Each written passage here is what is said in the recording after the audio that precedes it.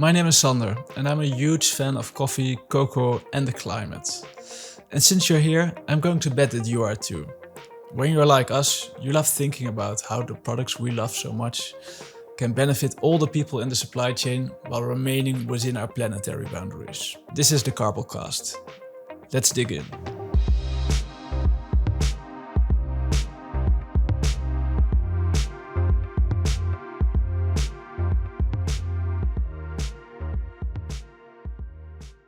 When companies in the coffee and cocoa space reach out to me, one of the first questions they often ask is, can we sell carbon credits to finance our transition to regenerative farming?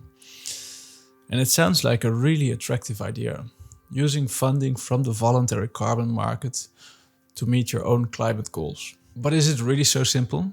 We've all seen the news articles criticizing the carbon markets. And these articles largely focus on the lack of quality in carbon credits.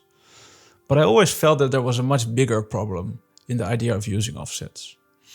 If I'm able to realize a carbon emission reduction or a removal of emissions within my value chain, and I package that as a carbon credit and sell it to, say, an airline that wants to compensate for their emissions, is it really fair that both of us can include the emission reduction in our GHG disclosures?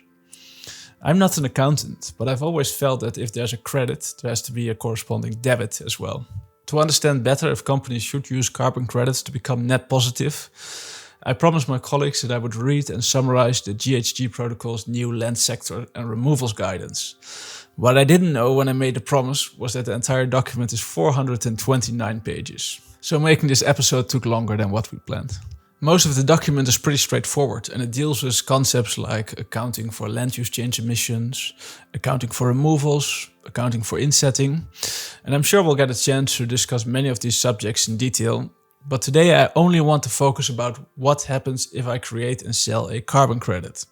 Here in chapter 3 I found something interesting. It says, to avoid double counting of credits used as offsets or compensation, companies shall deduct emission reductions or removals associated with the sale of credits used as offsets from the company's GHG target accounting.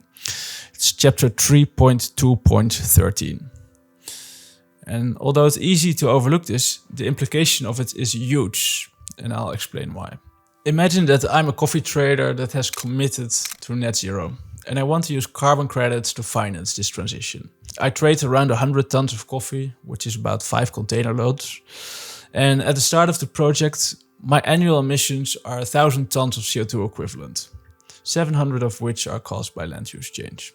By switching to regenerative farming practices, my farmers are able to remove 100 tons of CO2 equivalent from the atmosphere, which I get certified and sell as carbon credits to an airline that wants to offer their passengers an option to offset their carbon emissions. Now, when I prepare my annual GHG accounting, following the guidance from the GHG Protocol's new land sector and removals guidance, I have to deduct the removals that were associated with the sale of the credits.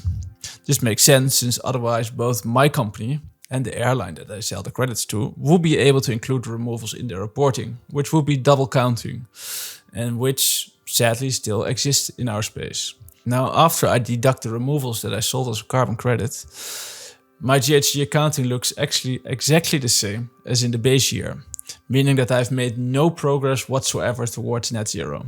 If that looks bad, it can actually get much worse. There are two types of carbon credits. We have ex-post carbon credits and ex-ante carbon credits. In the case of ex-post carbon credits, the credits are issued after the climate benefits have been realized.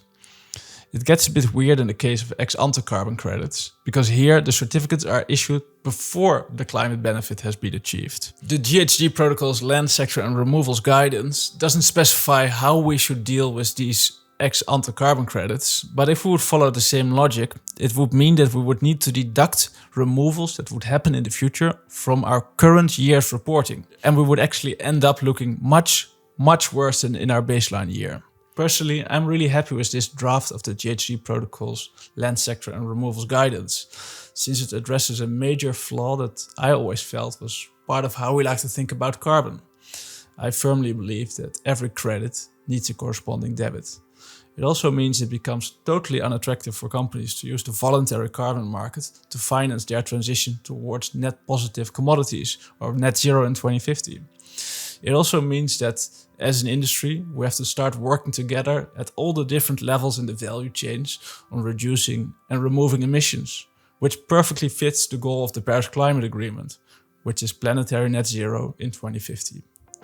These are my thoughts. I would love to hear yours. Feel free to comment, follow us on LinkedIn, or you can find us at carble.co.